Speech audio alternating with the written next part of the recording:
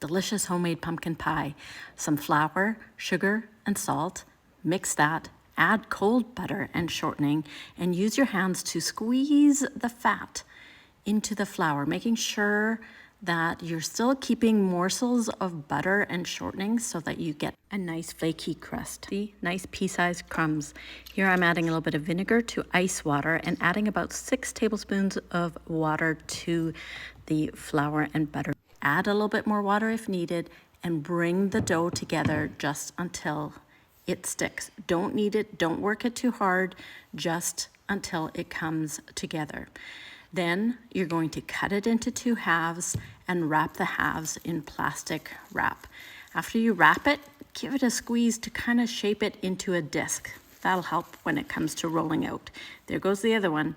Put them in the fridge, wait an hour. Then, when it's nice and cold, flour your board and roll out that pastry. Now notice I'm kind of shaping it.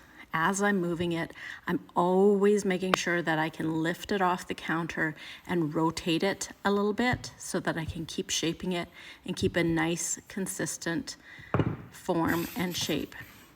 I use my bench scraper if it's starting to stick and add a little bit more flour if needed. Make it about 2 inches wider than your pie pan. Place the dough into the pie pan and then the excess gets tucked underneath so that you have plenty to make your decorative fluted edge. There we go. Now pinch together using a forefinger and a pinching motion to create that fluted edge. Don't worry too much about being precise.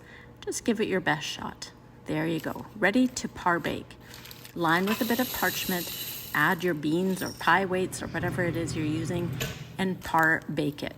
Remove the beans and put it back in the oven to finish baking the crust.